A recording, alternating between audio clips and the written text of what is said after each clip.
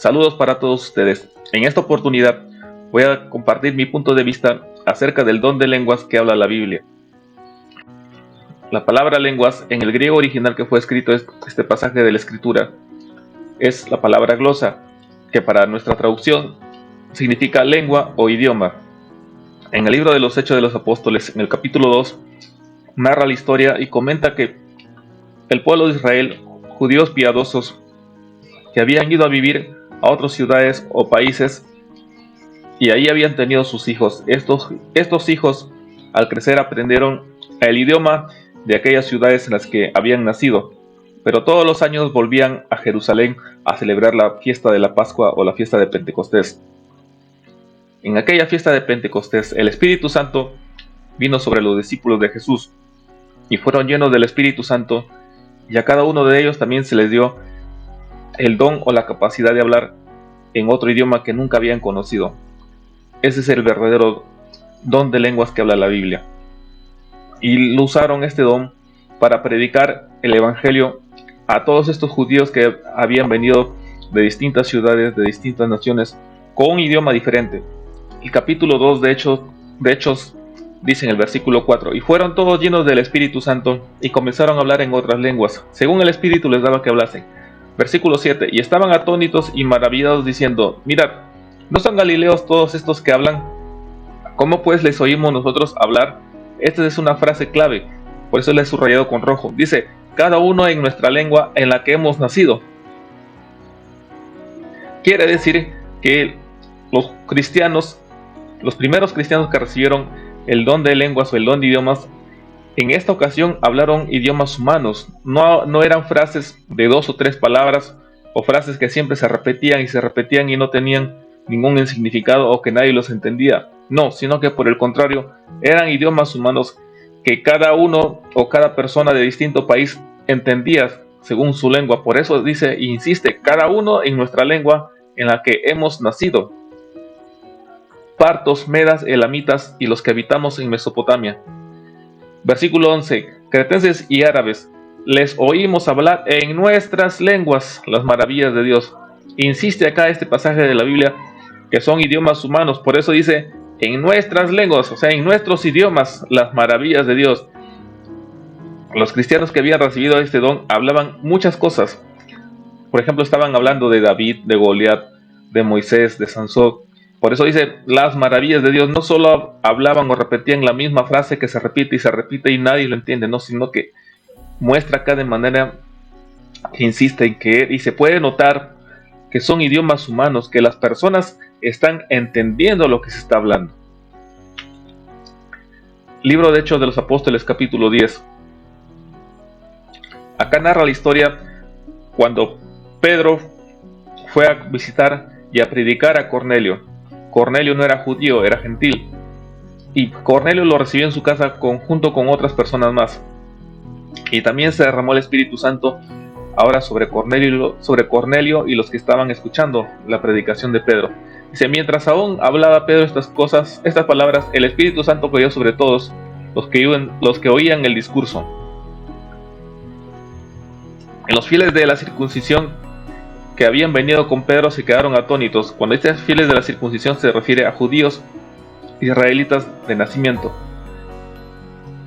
Se quedaron atónitos también sobre los gentiles se derramase el don del Espíritu Santo, porque los oían que hablaban lenguas y que magnificaban a Dios.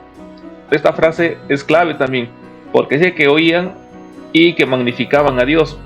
Quiere decir que también se entendía lo que estaban hablando y eran idiomas humanos. Entonces respondió Pedro: ¿puede acaso alguno impedir el agua para que no sean bautizados estos que han recibido el Espíritu Santo también como nosotros?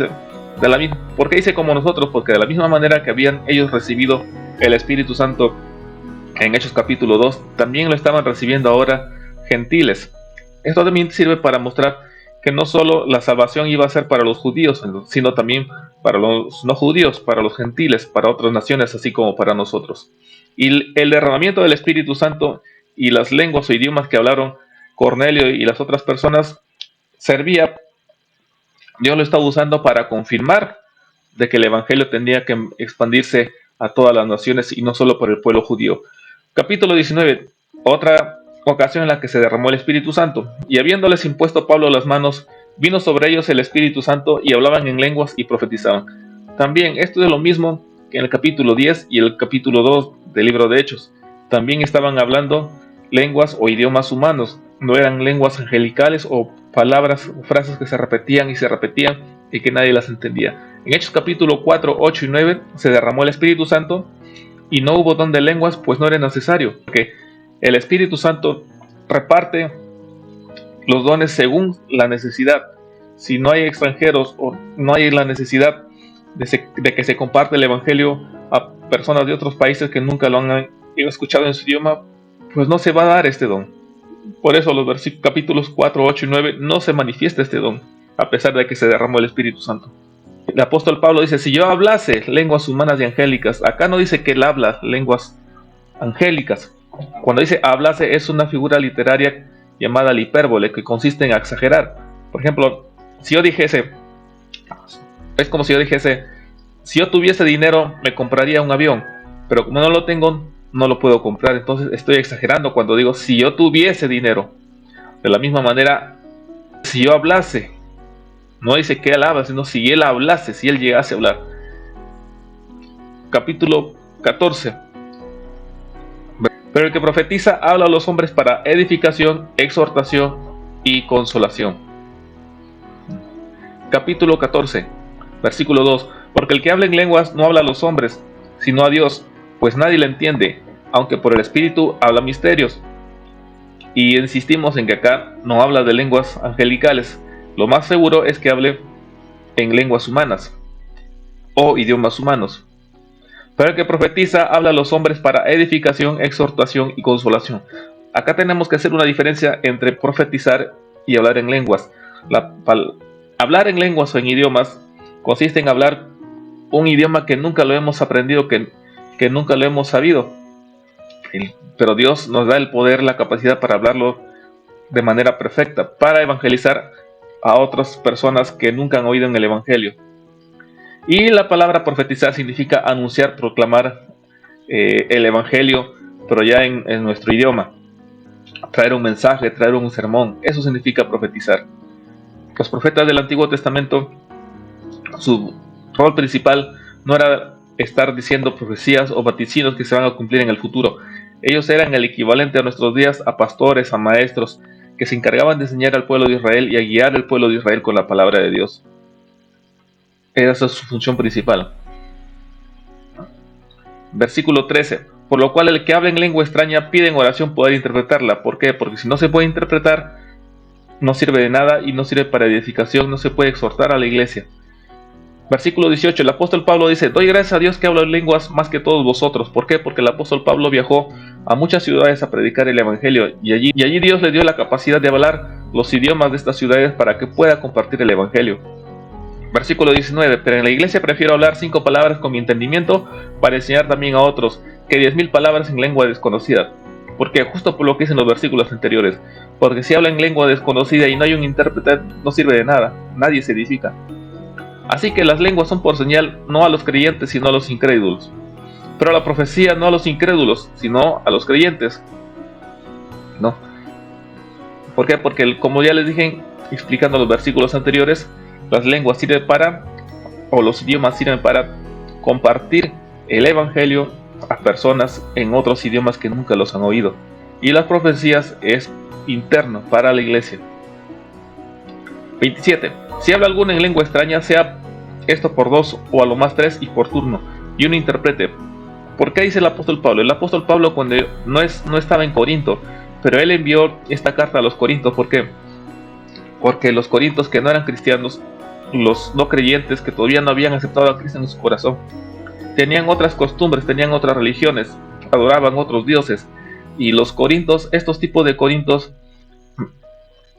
hablaban las lenguas o supuestas lenguas que les daban también sus dioses, pero no eran lenguas dadas por nuestro Dios creador de los cielos y la tierra, sino por los demonios. Y se estaban mezclando en la iglesia. Entonces, ¿qué hizo Pablo para poder identificar lo que venía de Dios y lo que no era de Dios? Establece esta regla, que hablen en la iglesia, que hablen 2 o a lo mucho 3 y por turno, y que uno interprete.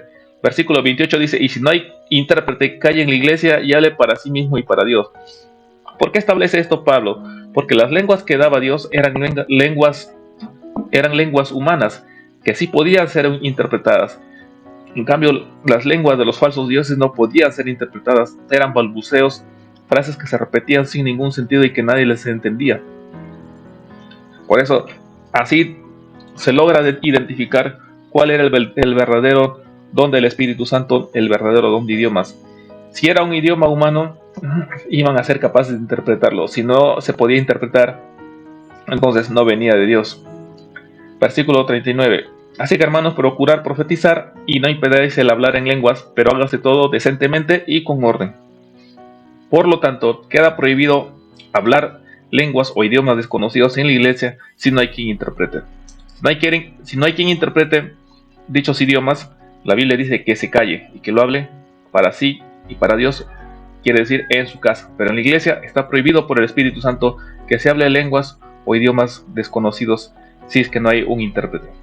Primera de Reyes 22:21 dice, y salió un espíritu y se puso delante de Jehová y dijo, yo le induciré. Y Jehová le dijo, ¿de qué manera? Él dijo, yo saldré y seré espíritu de mentira en boca de todos sus profetas.